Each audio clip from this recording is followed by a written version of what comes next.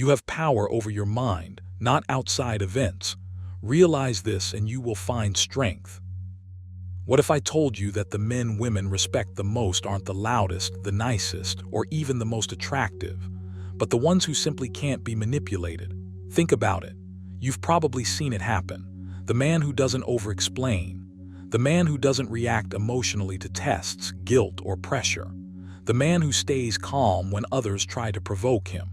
Somehow, without trying, he earns respect, while others chase approval and lose it.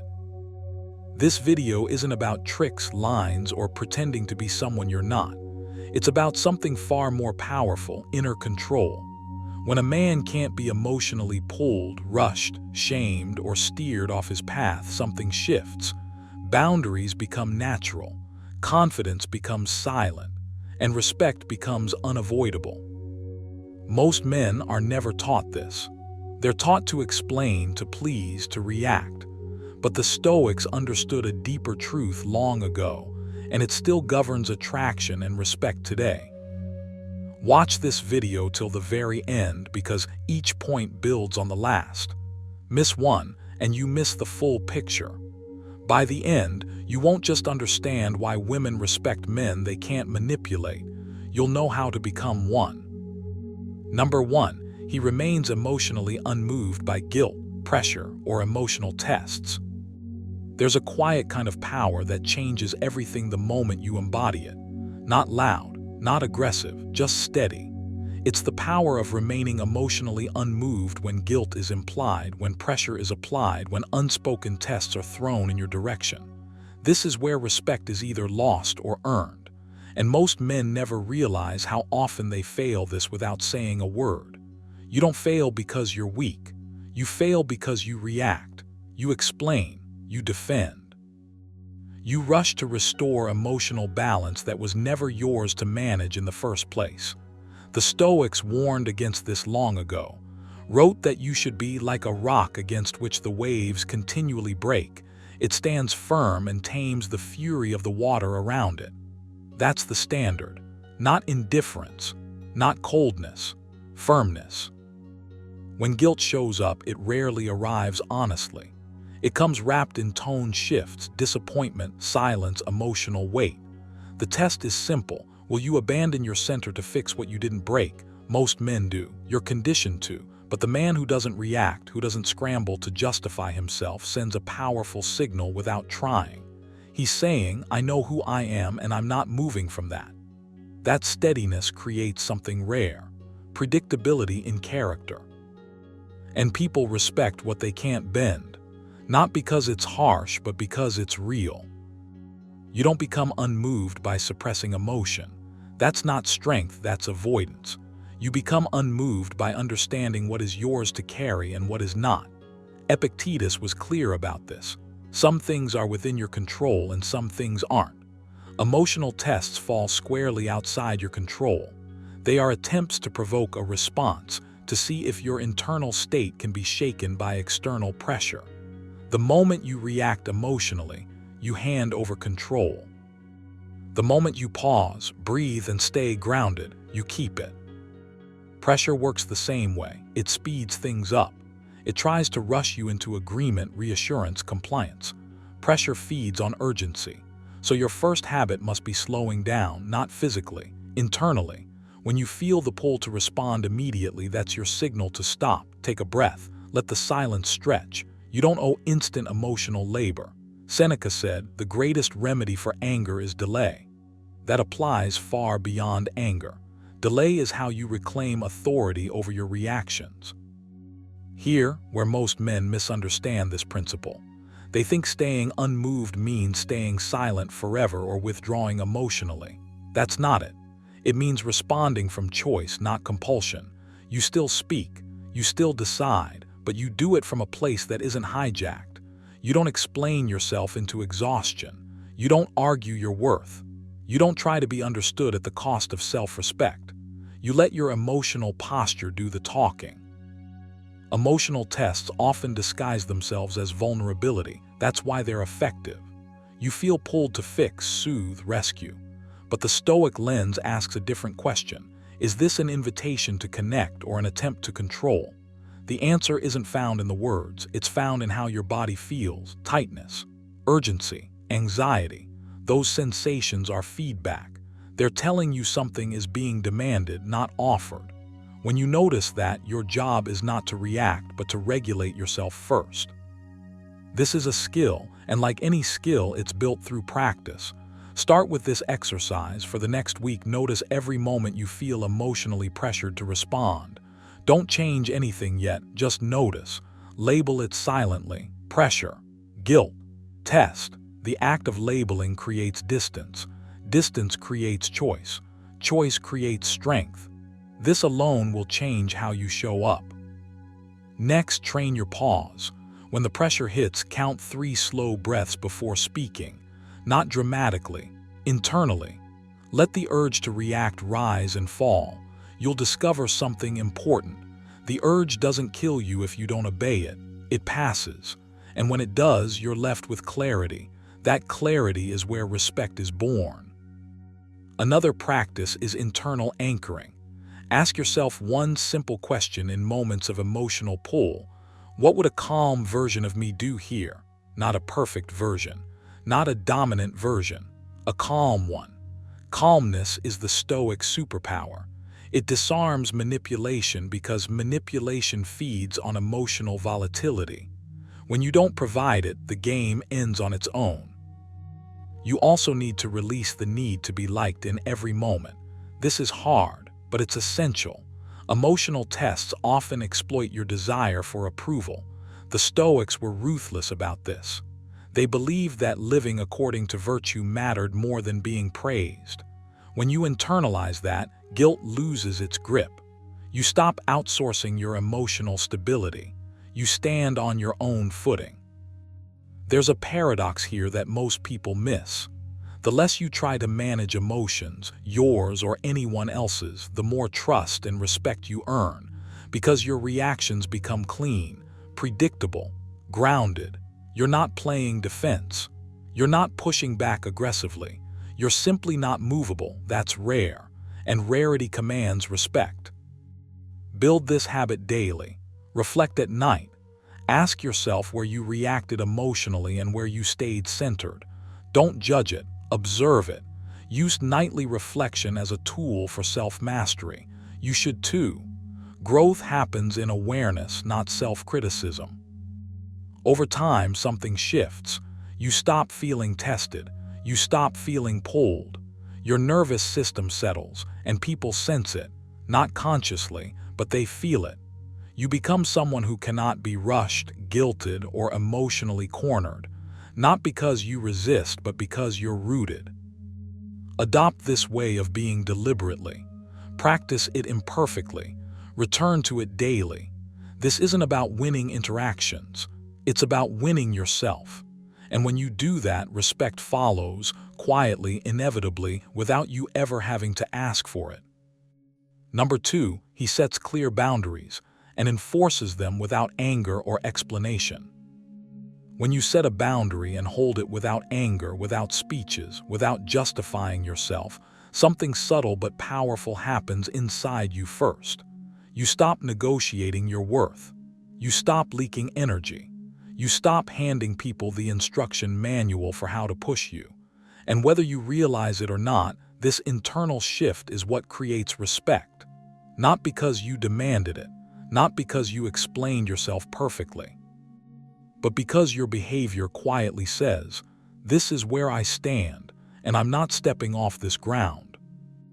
Most men struggle here because they think boundaries are confrontational. They think a boundary has to sound harsh or look dramatic. It doesn't.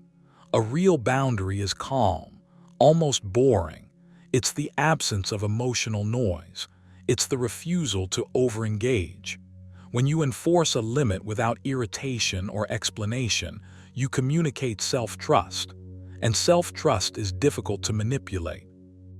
Wrote, if you are distressed by anything external, the pain is not due to the thing itself, but to your estimate of it. Boundaries begin the moment you stop overestimating other people's reactions. When you no longer fear disapproval, Your limits become effortless. Manipulation feeds on emotional openings. It thrives on guilt, urgency, confusion, and your need to be understood. The man who explains himself endlessly is unknowingly inviting debate. He's saying, "Convince me I'm wrong." But when you state a boundary once and then act in alignment with it, the conversation ends. Not aggressively, naturally. You don't need to convince anyone. Your consistency does that for you. Seneca warned that no man is free who is not master of himself. Enforcing boundaries without emotion is self-mastery in motion. It's not cold, it's clear. Here's the uncomfortable truth. People don't test boundaries because they hate you. They test them because they're unsure where you stand. When you waver, explain, soften, or get irritated, uncertainty grows. When you're steady, uncertainty dies. Respect grows in its place. This is why anger weakens boundaries. Anger signals internal conflict. It says you're forcing yourself to act strong instead of being strong. Calm enforcement, on the other hand, says the decision was already made long before the moment arrived. If you want to build this skill, start by noticing how often you over-explain. Catch yourself when you feel the urge to justify a decision that doesn't require permission. Pause. Let silence do the work. Epictetus said, "If you wish to improve, be content to appear clueless or stupid in extraneous matters." You don't need to win the argument. You need to remain aligned with your values. Silence, when chosen deliberately, is not weakness. It's discipline. There's also a deeper layer here. When you enforce boundaries without anger, you're no longer trying to control how you're perceived. You're focused on how you behave. That shift alone dissolves manipulation. Because manipulation only works when you care more about being liked than being aligned. Ask yourself honestly, how many times have you abandoned your own standards just to avoid discomfort? Every time you do that, you teach people that persistence works on you. Every time you don't, you quietly retrain the dynamic. This doesn't require becoming rigid or distant. It requires becoming decisive. A boundary isn't a wall, it's a line. You can be warm and firm at the same time. Calm doesn't mean passive. Calm means resolved. Think of the Stoic idea of not emotional numbness, but freedom from being ruled by emotion. When you enforce a boundary from that place, there's nothing to push against. No leverage, no hook. Now let's talk action. For the next 7 days, practice stating decisions once, not twice, not with added reasoning, once. If the urge to explain rises, observe it, don't obey it. This discomfort is the price of growth. Another exercise, write down your non-negotiables, not preferences, non-negotiables. Read them daily. Let them become familiar. The clearer you are with yourself, the less explanation you'll feel compelled to give others. Also practice delayed response. When someone pushes against a boundary, don't react immediately. Breathe. Let a few seconds pass. That pause is where self-control lives. Reminded himself, you have power over your mind, not outside events. Realize this and you will find strength. Strength shows up in pauses, not reactions. Over time, something interesting happens. You'll notice fewer tests, fewer emotional games, not because people changed, but because the environment around you did. Your presence becomes simpler, cleaner, harder to distort, and respect follows, not loudly, not dramatically, but consistently.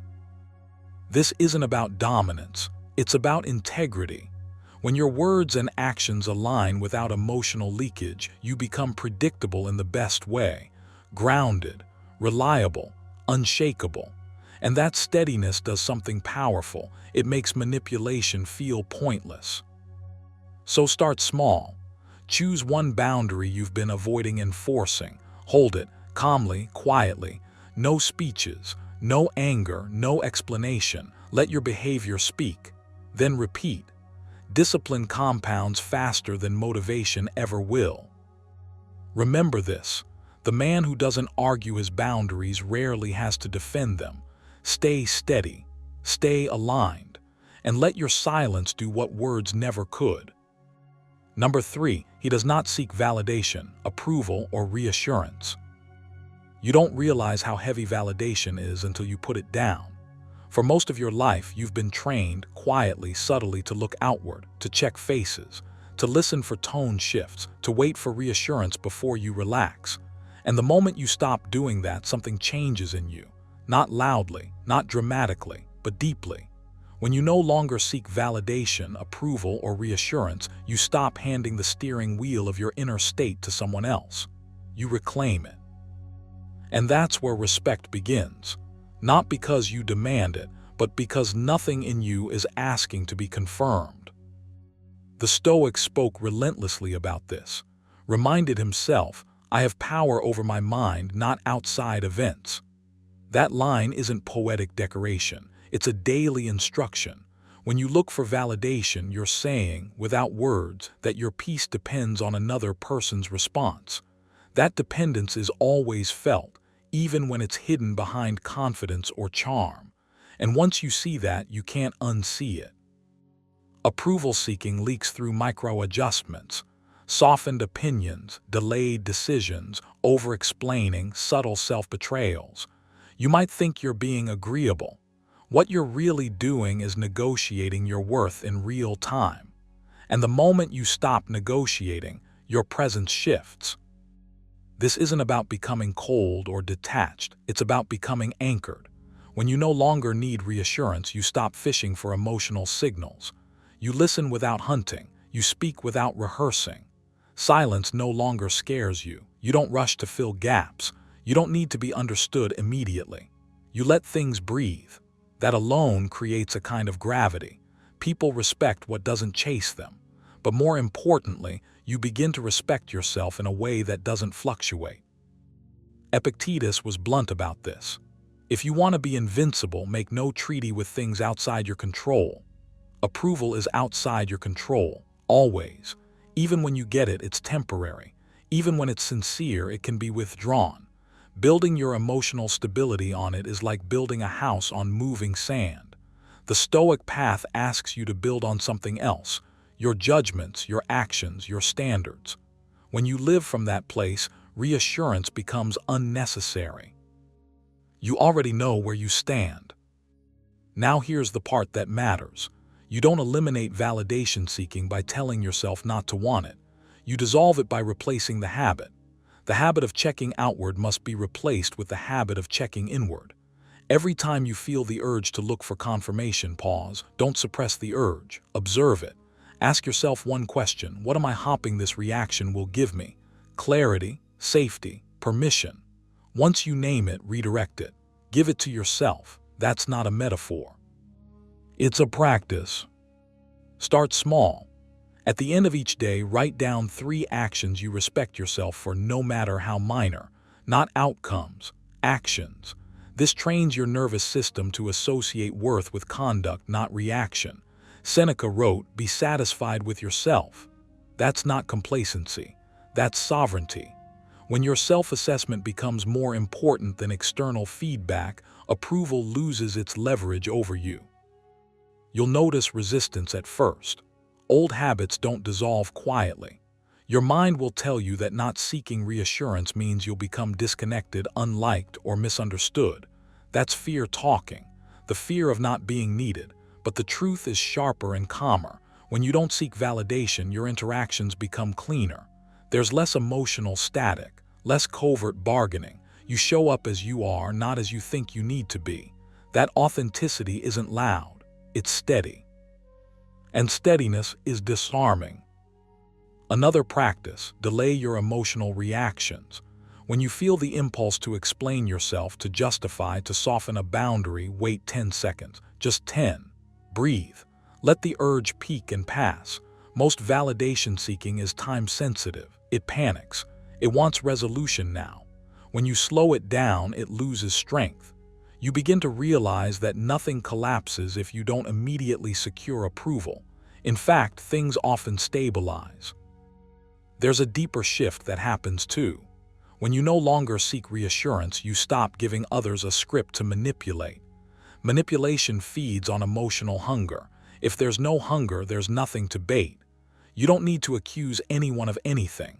You simply become unavailable to the dynamic, calm, observant, self-directed. And that's why respect follows, not because you're trying to be respected, but because you're no longer easy to move emotionally. You should also train your inner dialogue. Replace the silent question, "Did I do okay?" with, "Did I act according to my values?" That one change rewires how you evaluate yourself. Values are internal. They don't fluctuate with mood or opinion. Framed it simply, if it is not right, do not do it. If it is not true, do not say it. When that becomes your metric, reassurance becomes redundant. You already know the answer.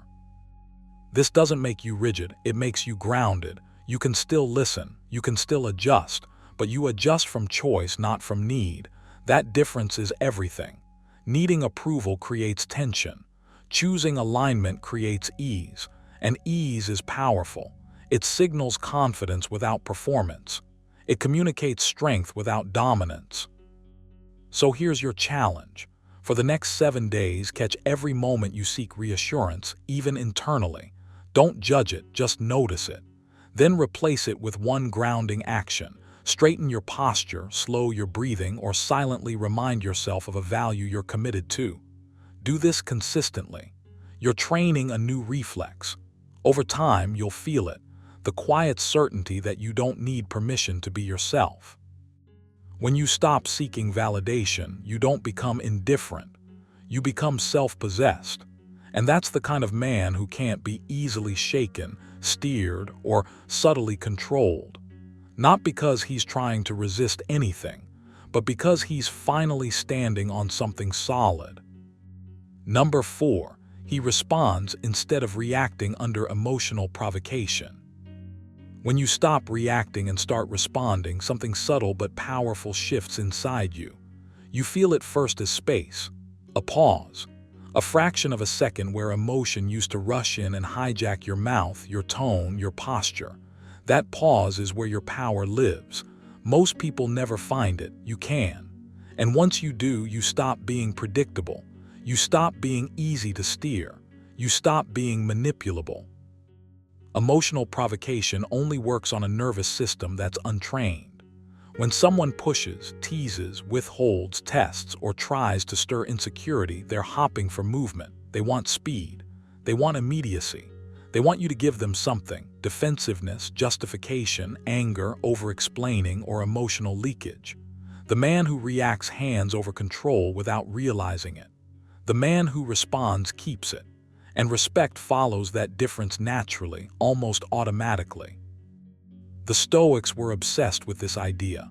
Not suppression, not coldness, control.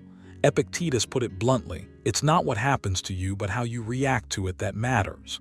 That line gets quoted a lot, but few people live it. Reacting is unconscious. Responding is deliberate.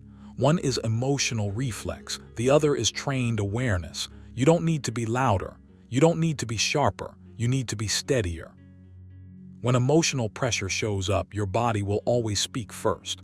Tight chest, faster breathing, a rush of heat. That's not weakness, it's biology. The mistake is letting that sensation dictate your next move. When you slow yourself just enough to notice it, you interrupt the loop. You don't need to win the moment, you need to master it. Reminded himself, you have power over your mind, not outside events. Realize this and you will find strength.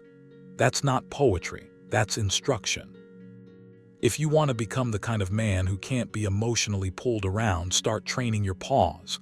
Literally practice it. When something irritates you, even mildly, don't answer immediately. Let one full breath pass. Feel your feet. Drop your shoulders, then speak.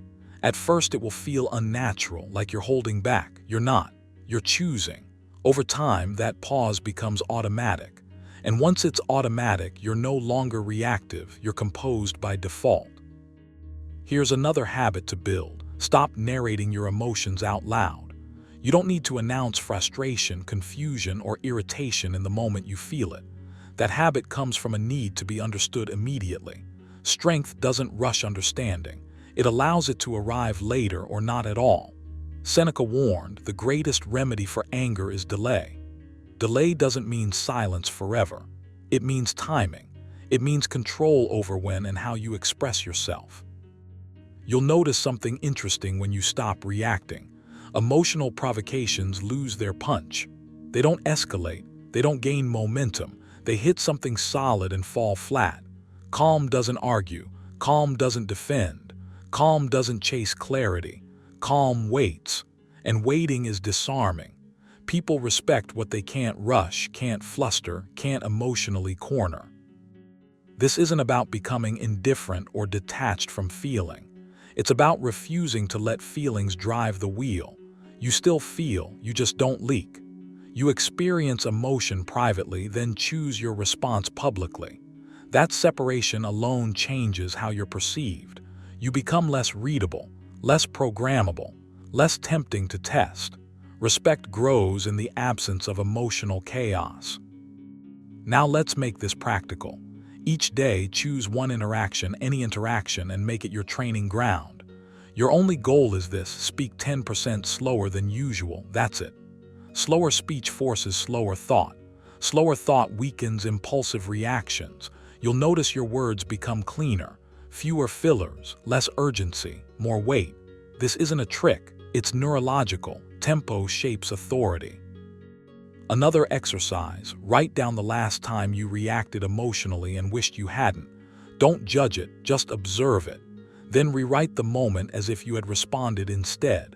Fewer words, calmer tone, no explanation, no defense. This isn't fantasy, it's rehearsal. The mind learns through repetition, even imagined repetition. The Stoics used this constantly.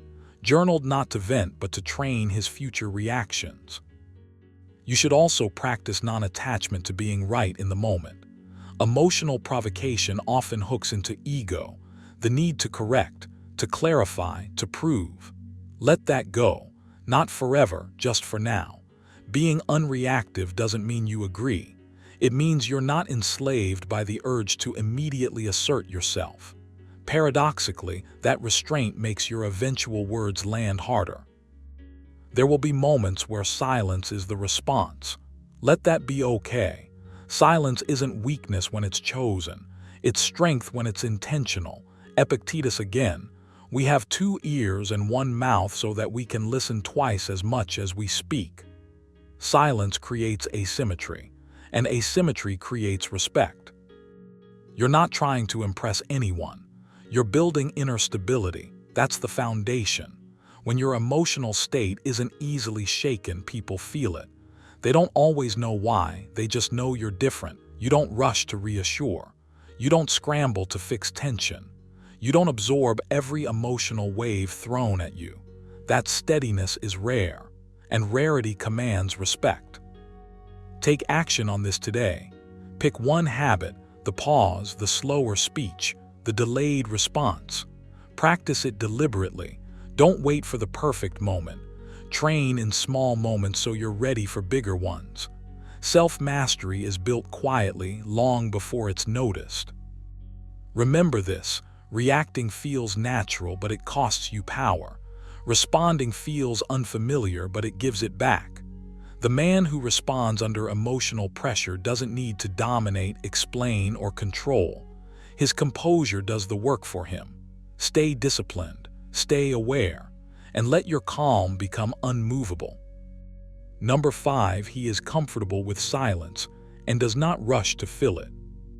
When you're comfortable with silence, something subtle but powerful shifts inside you. You stop feeling the itch to explain yourself. You stop rushing to be understood. You stop trying to manage how you're perceived in every second. Silence no longer feels like a threat that must be neutralized. It becomes a space you can stand in without flinching. And that alone changes how you're experienced.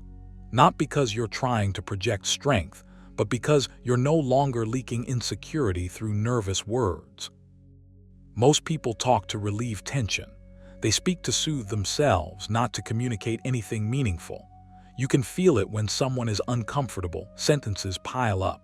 Thoughts spill out half-formed. Explanations stretch longer than necessary. When you don't do that, when you allow pauses to exist without scrambling to fill them, you send a quiet signal. I'm not disturbed by uncertainty. And that signal is felt immediately. Respect grows in environments where emotional steadiness lives. The Stoics understood this long before modern psychology put labels on it. Wrote, "Let silence be your general rule, say only what is necessary."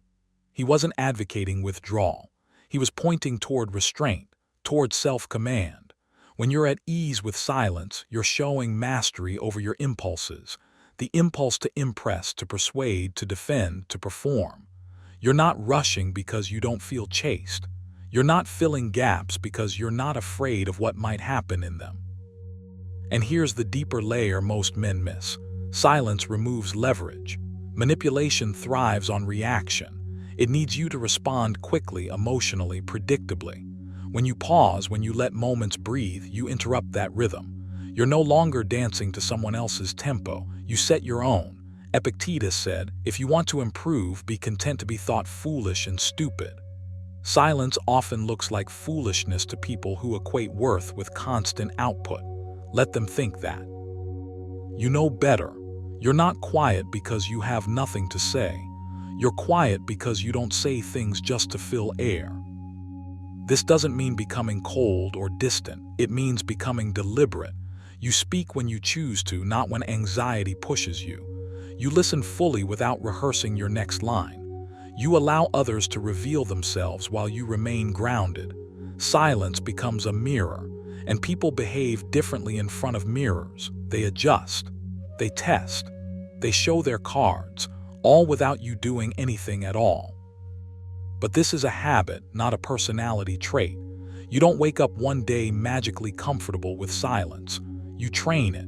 You build tolerance for the slight discomfort that arises when words don't come immediately. That discomfort is where growth lives. Seneca put it plainly, "No man is free who is not master of himself." Every time you resist the urge to rush speech, you reclaim a bit of that freedom. Start small. Notice the impulse to speak before you open your mouth. Don't fight it, observe it. Let one breath pass before responding. Then two. Feel how the body relaxes when you realize nothing bad happens if you don't speak right away. This isn't about tactics, it's about presence.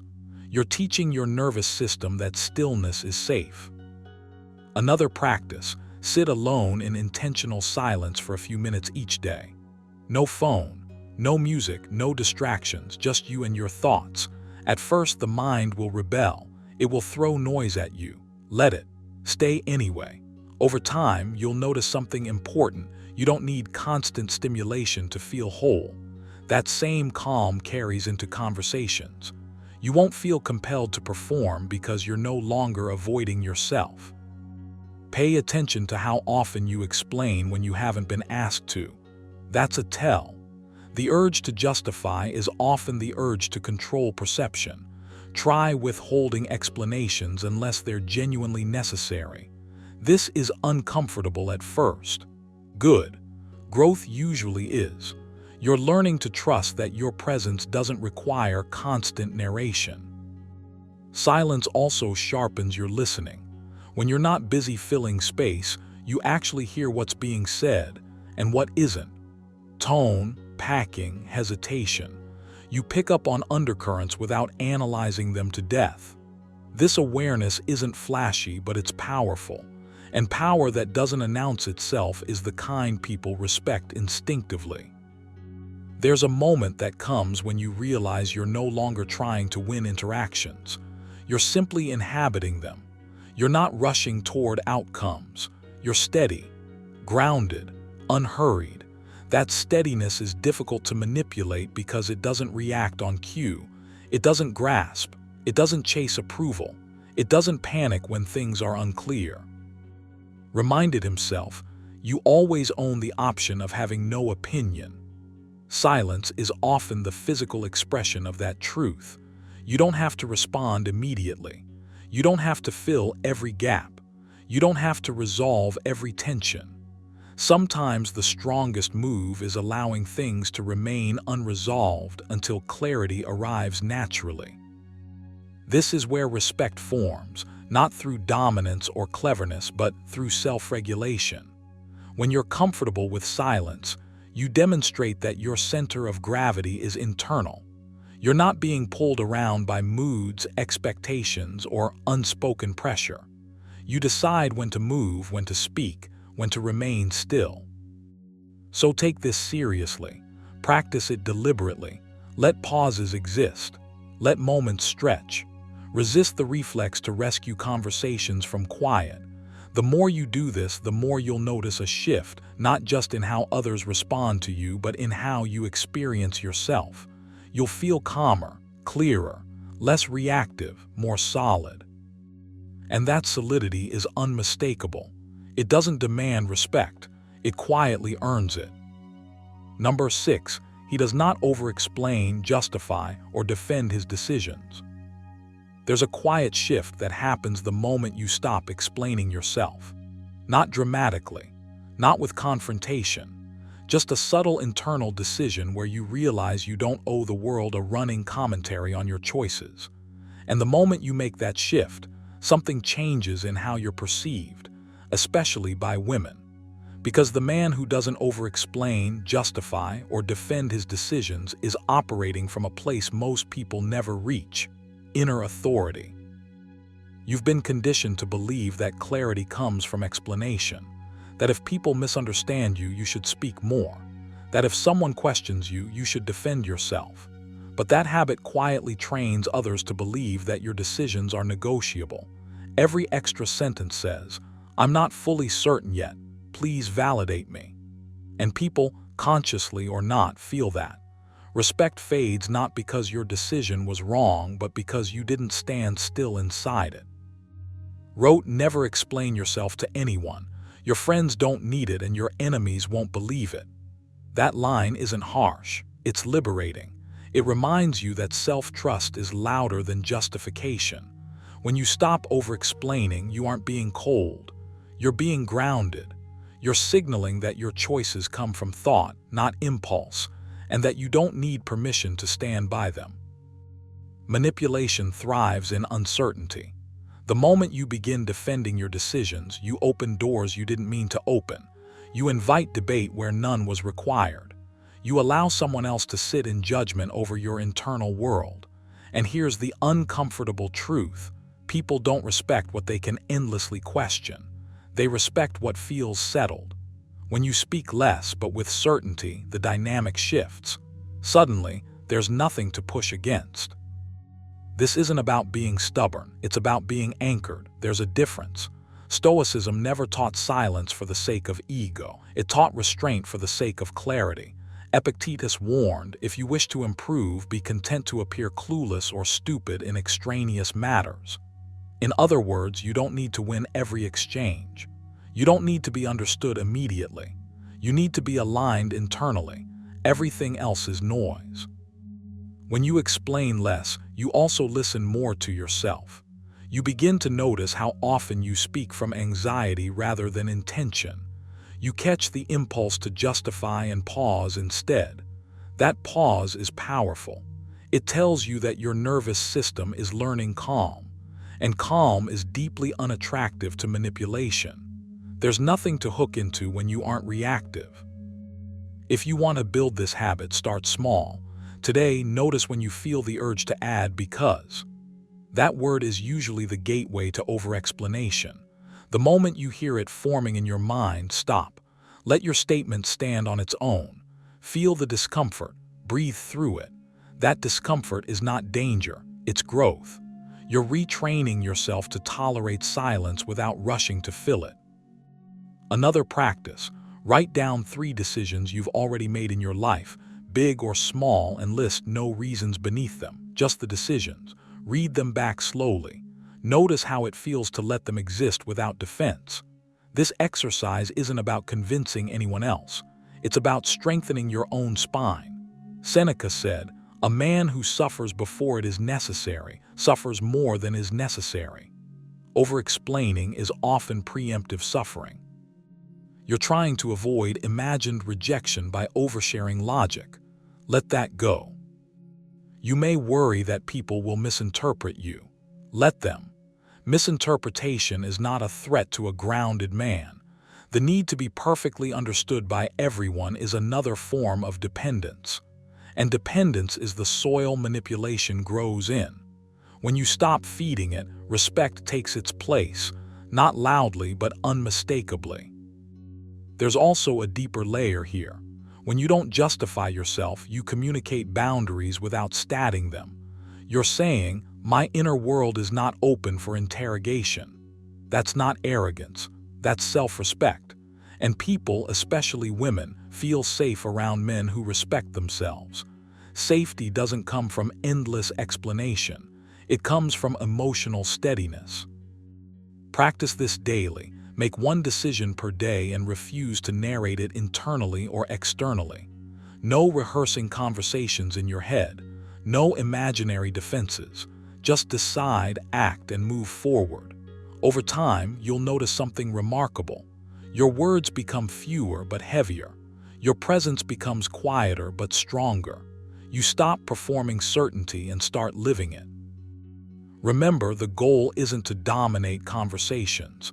It's to exit the need for approval. The man who cannot be manipulated isn't aggressive. He's settled. He's not hiding. He's simply no longer explaining himself to earn respect because he's already standing on it. Let this be the habit you adopt now. Speak when it matters. Decide without apology. Trust yourself enough to be misunderstood. That trust will change how others relate to you, but more importantly, it will change how you relate to yourself. And that is where real respect begins. Number 7, he maintains self-control even when challenged or disrespected. When you maintain self-control even when you're challenged or subtly disrespected, something profound happens inside you first, long before it's noticed by anyone else. You stop leaking energy. You stop handing over authority to emotions that were never meant to lead you. And most importantly, you stop being predictable. That's where respect begins. Not because you demand it, not because you posture for it, but because your inner world is no longer easy to disturb. As reminded himself, you have power over your mind, not outside events. Realize this and you will find strength. When you take that line seriously, not as a quote to admire, but as a rule to live by, you start to move differently. You pause where you used to react. You breathe where you once exploded. You watch instead of defend. And in that space, manipulation loses its grip because manipulation feeds on emotional reflexes. When those reflexes are gone, there's nothing to pull. You need to understand this clearly. Self-control is not silence born of fear. It's not swallowing disrespect or shrinking yourself to keep peace. It's composure with awareness. It's knowing exactly what's happening inside you and choosing not to let it hijack your behavior. When someone challenges you, whether directly or through subtle pressure, the instinctive urge is to prove, correct, dominate, or withdraw. But every one of those impulses hands control to the moment. The Stoics warned against this centuries ago. Epictetus put it plainly. If you are disturbed by anything external, the pain is not due to the thing itself, but to your estimate of it. Read that again and let it sting a little. Your reaction is the giveaway. Your reaction is the lever. And when you train yourself to stay steady, you remove the lever entirely. This is where respect quietly forms. Not loud respect, not performative admiration, but the kind that shows up in how you're treated when no one is watching. Because when you don't bite, don't rush to explain, don't escalate, and don't crumble, something registers on a deeper level. You are not easy to move. And people, especially those accustomed to testing boundaries, instinctively respect what they can't shift. You don't need to announce standards. Your emotional discipline enforces them for you.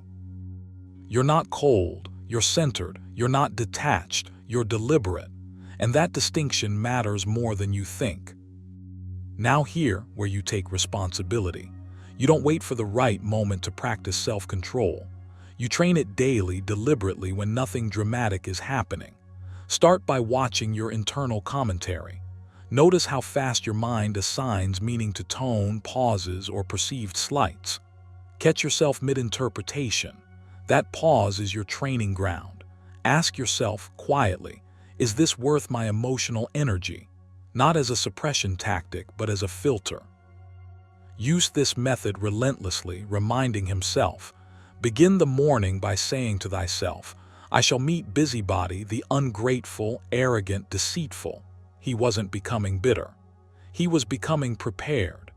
You do the same by rehearsing calm, not confrontation. Another practice you adopt starting today is delaying response. Not forever, just long enough to regain authorship of your behavior. When you feel that internal spike, heat, urgency, the need to assert, do nothing for a few breaths. Let the wave rise and fall without acting on it. This is not passive. This is strength training for your nervous system. Each time you don't react immediately, you weaken the habit of emotional obedience. Over time, your default state shifts. You become someone who responds from choice, not impulse. That alone separates you from the majority. You also train yourself to detach from outcomes. This is critical. The moment your sense of worth depends on how someone reacts to you, self-control becomes fragile. Seneca warned against this dependency when he wrote, "He who is brave is free." Freedom here isn't bravado. It's independence from emotional hooks. You remind yourself daily that you don't need agreement to remain grounded. You don't need validation to stay composed. You don't need to win every exchange to maintain self-respect. When you internalize that, challenges lose their edge. Disrespect loses its sting. And manipulation, subtle or overt, has nowhere to land. Now let's make this practical. One exercise you commit to is emotional labeling. When something triggers you, silently name the sensation without judgment. Not the story, just the state. Tension, irritation, heat, restlessness. This simple act pulls you out of reactivity and into observation. The Stoics practice this instinctively. Observation creates distance. Distance creates choice. Choice creates power. Another exercise is negative visualization, not to spiral but to prepare. Imagine being challenged. Imagine being misunderstood. Then imagine yourself remaining calm, measured, unshaken. You're not rehearsing dominance. You're rehearsing restraint. Over time, your mind accepts composure as familiar territory rather than a threat. You also build the habit of internal anchoring. When pressure rises, you return to a principle rather than an emotion. A line, a rule, a reminder, something like, I don't have to attend every argument I'm invited to, or my calm is non-negotiable. These aren't affirmations for show. They're mental guardrails, and the more consistently you return to them, the more stable you become under strain. Here's the quiet truth you need to absorb. People respect men who don't hand over their emotional steering wheel. Not because they're intimidating, but because they're sovereign. When you maintain self-control under challenge, you communicate, without words, that you are not governed by external pressure, that you are not reactive, that you are not available for emotional games. And that signal is unmistakable. It creates a boundary without confrontation. It commands respect without force. So take this seriously, not as a personality trait, but as a daily discipline. Watch yourself, train your pauses, choose your responses, detach from outcomes, anchor to principles, and remember what Epictetus said when it mattered most. No man is free who is not master of himself. That mastery isn't loud, it's quiet, it's consistent. And once you embody it, manipulation stops being a threat and starts being something you simply don't engage with anymore. Number 8, he is willing to walk away rather than compromise his values. There's a quiet kind of power that doesn't announce itself. You feel it before you understand it. It comes from a simple inner decision. You will not betray yourself to keep anyone. This is the moment where respect begins, not because you demand it, not because you negotiate for it, but because you are willing to walk away rather than dilute what you stand for. And whether you realize it or not, people sense this immediately, especially women. Most men say they have values. Far fewer are willing to lose comfort, attention, or approval to protect them. You can feel the difference in yourself when your values are just words versus when they're lines you refuse to cross. The moment you decide that your self-respect matters more than being liked, something shifts in your posture, your tone, your patience. You stop bargaining with reality. You stop explaining yourself into exhaustion. You stop hoping that if you bend a little more, things will finally go your way. The Stoics were relentless about this. Epictetus warned that if you want to improve, be content to be thought foolish and stupid. That wasn't an insult, it was a test. Are you willing to be misunderstood? Are you willing to disappoint? Are you willing to lose what you want in order to keep who you are? This is where manipulation fails. Manipulation only works on someone who needs an outcome. The man who can walk away doesn't need one. He already has himself. When you compromise your values to keep someone close, you don't create harmony. You create leverage against yourself. Every time you ignore that tight feeling in your chest, every time you silence your own judgment just to maintain peace, you train others to push a little further next time. Not because they're malicious, but because boundaries that move are not boundaries at all. They're suggestions, and suggestions invite pressure. Walking away doesn't mean anger, it doesn't mean speeches, it doesn't mean proving a point. In fact, the most powerful version of walking away is almost boring. Calm, clean, final, rote. Never act against your own judgment even if others threaten you with shame. Read that again slowly. Your judgment, not your emotions, not your fears, your judgment. That's the muscle you're training here. This is why respect grows in silence. When you don't chase, argue, or plead, the dynamic changes. You're no longer reacting. You're choosing. And choice is the one thing manipulation can't touch. You can feel it when you live this way. Your nervous system settles. Your words become fewer but heavier.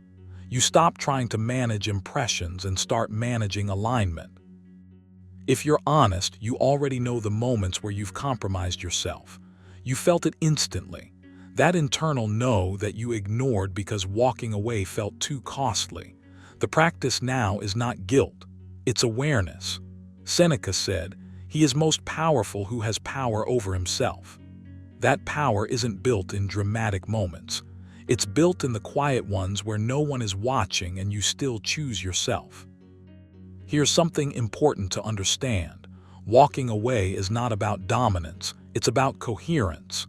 When your actions match your values, you become predictable in the best way. People know where you stand. They know pressure won't work. They know emotional tactics won't move you. And that clarity feels safe even if it's frustrating. Respect grows where confusion dies. You don't need to announce your standards. You embody them. You don't threaten to leave. You simply stop participating in what violates you. That's it. No drama. No resentment. The less emotional charge you attach to your boundaries, the stronger they become. This is deeply Stoic. Control what is yours, your choices, your responses, your direction, and release everything else. Now, let's talk about practice, because philosophy only matters if it changes how you move tomorrow. Start with a daily values check. Not a list you recite, but a quiet question you ask yourself.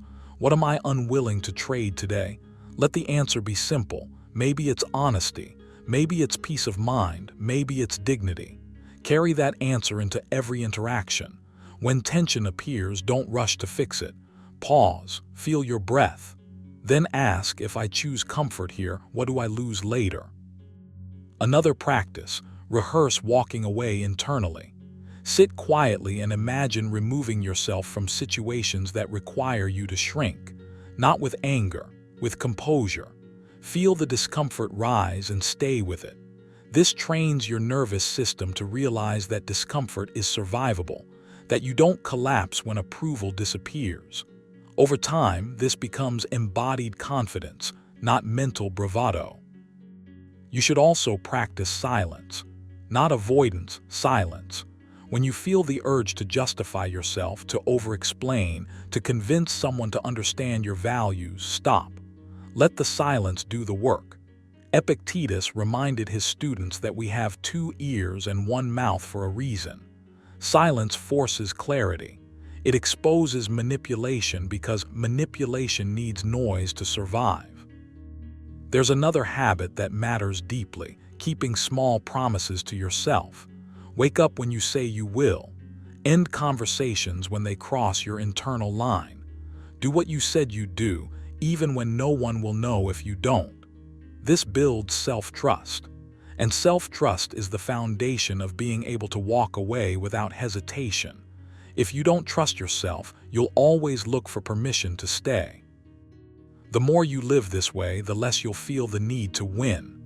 You'll notice something almost paradoxical. When you stop clinging, people lean in. Not always, not everyone, but the ones who matter will feel the solidity of you. They'll sense that you're not there to be shaped, only to be met. This is not about becoming cold.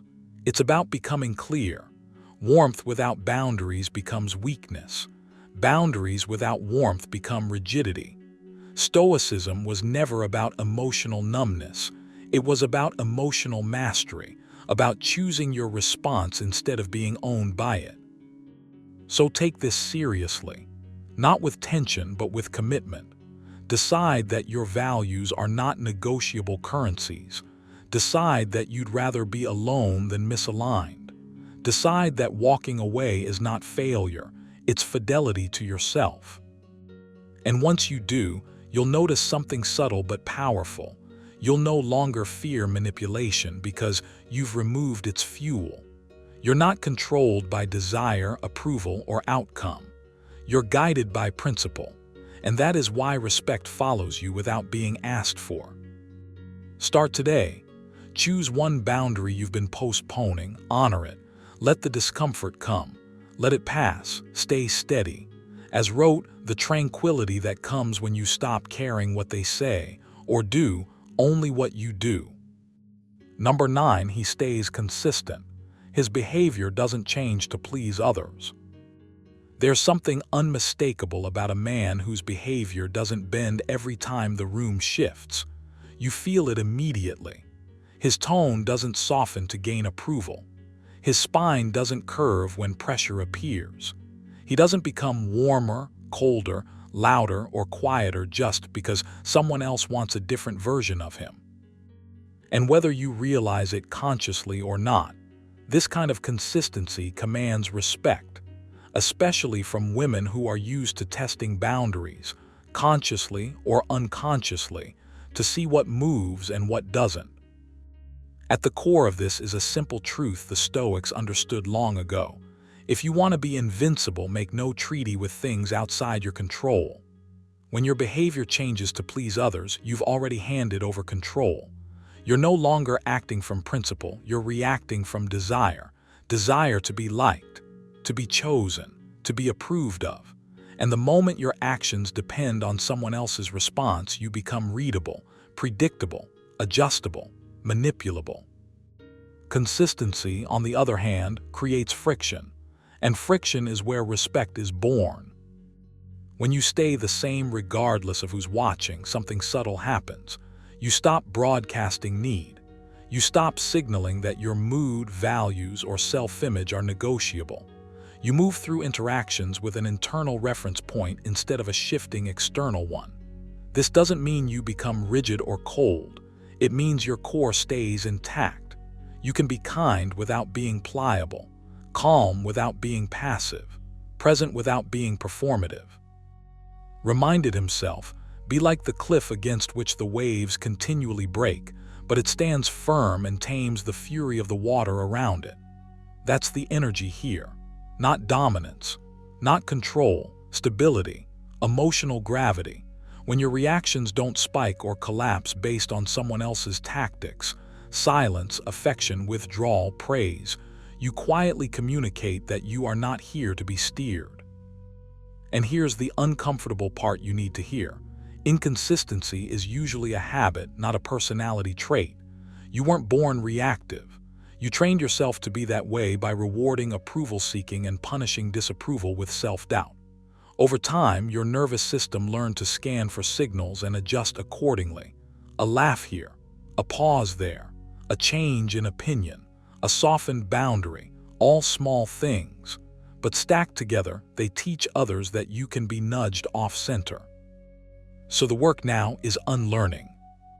Start by noticing how often you alter yourself in micro moments, not the big decisions, the tiny ones. The urge to explain yourself more than necessary, the impulse to agree just to keep the peace, the instinct to change your tone when you sense resistance. Don't judge it, observe it. The Stoics called this attention to the self. Awareness precedes discipline. Then practice holding your internal line. When you speak, say what you mean without padding it for approval. When you decide fully, without leaving the door open for negotiation unless you truly want it open.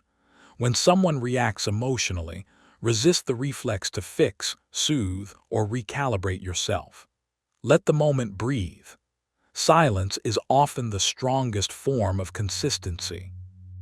This will feel uncomfortable at first. Your mind will tell you you're being distant, or stubborn, or risking connection. Ignore that voice. It's the same voice that kept you adjustable. Epictetus warned, if you wish to be respected, respect yourself.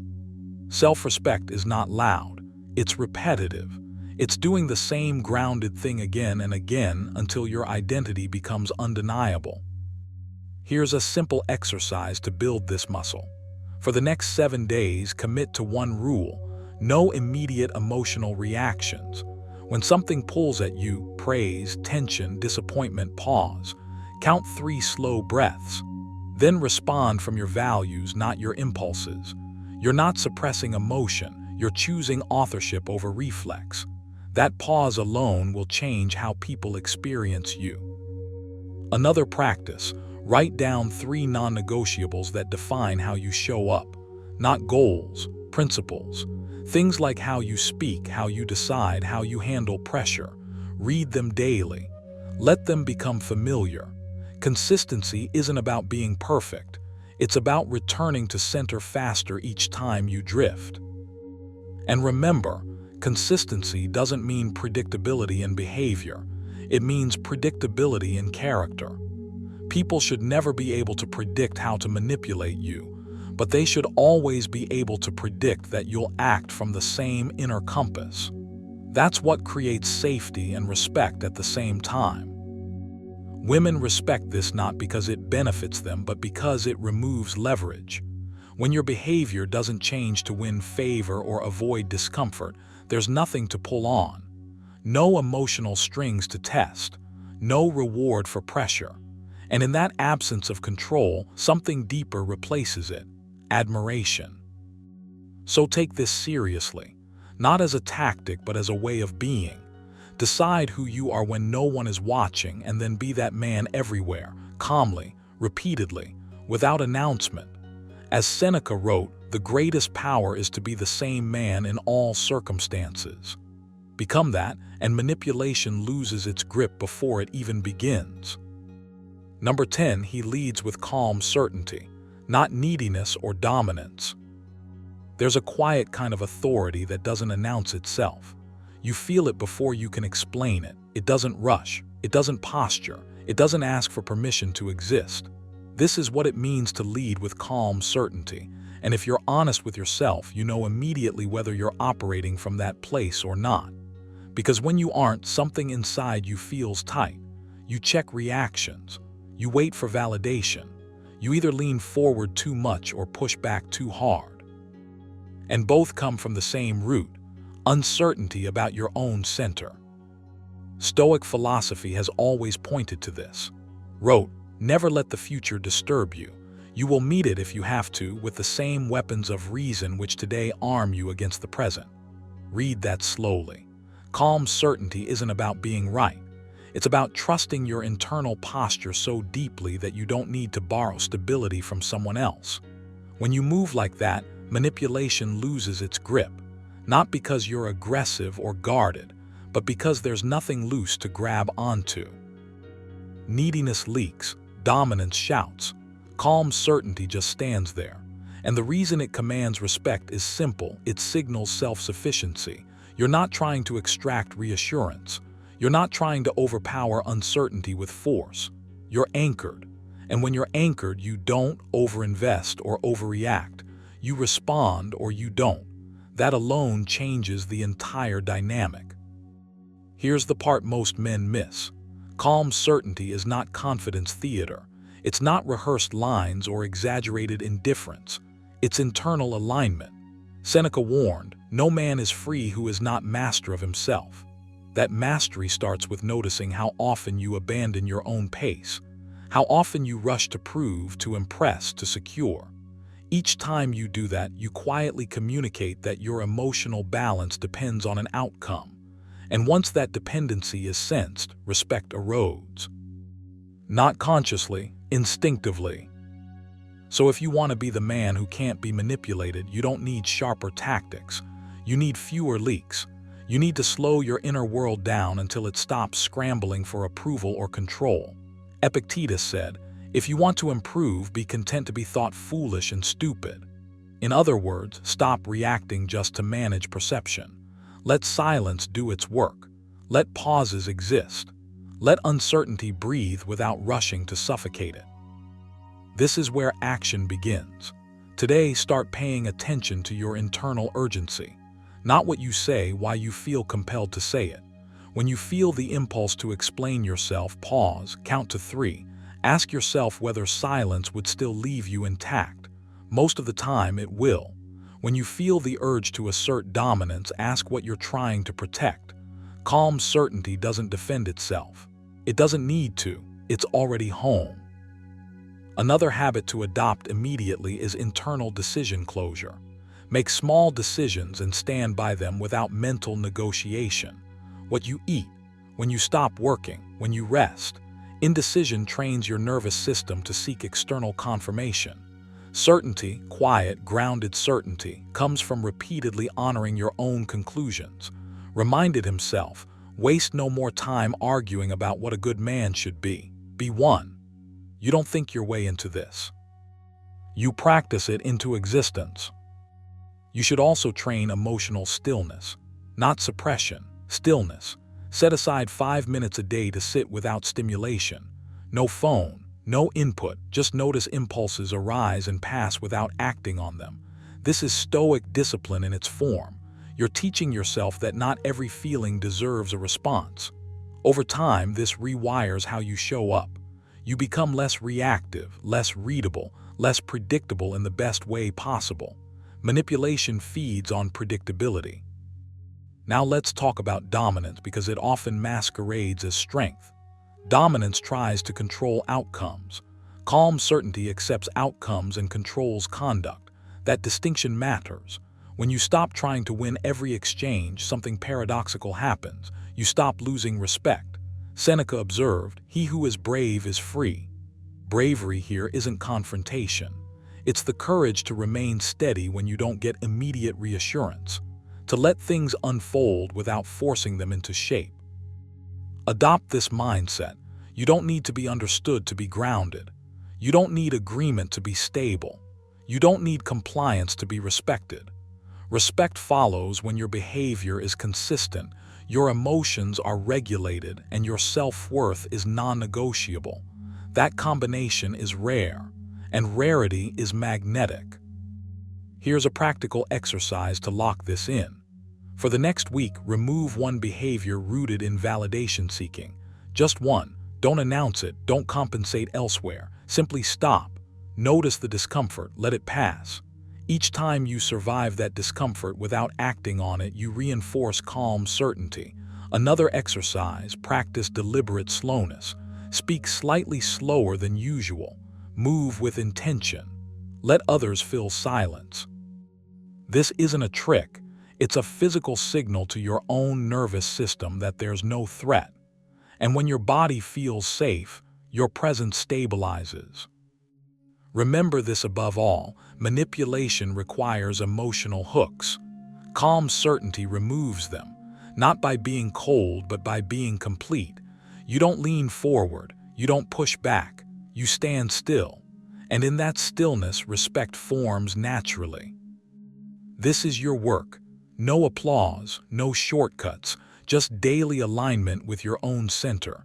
As wrote, the happiness of your life depends upon the quality of your thoughts. Shape those thoughts, discipline them, and then let your calm do the talking. If there's one thing you should take away from this video, it's this. Respect is never demanded, and it's never negotiated. It's earned the moment you stop needing approval and start standing on principle. Women don't respect men they can easily steer, guilt, or pressure. They respect the man who is calm under emotional storms, the man who doesn't explain himself endlessly, the man who knows when to speak, and when silence says everything. When manipulation stops working, respect begins. This isn't about being cold or distant. It's about being rooted in your values, rooted in your boundaries, rooted in self-control. When you can't be shaken, pulled, or provoked, something shifts. People feel it. Women feel it, and they respond differently. Now here's the real question. Are you living in a way that makes manipulation impossible, or are you still giving people invisible leverage over you? If this video challenged the way you see respect, power, and attraction, make sure you like it, subscribe, and stay with this channel. Because the next videos will show you how to build that inner authority step by step, without pretending, chasing, or performing. Watch till the very end of this series. Master yourself first, and everything else follows.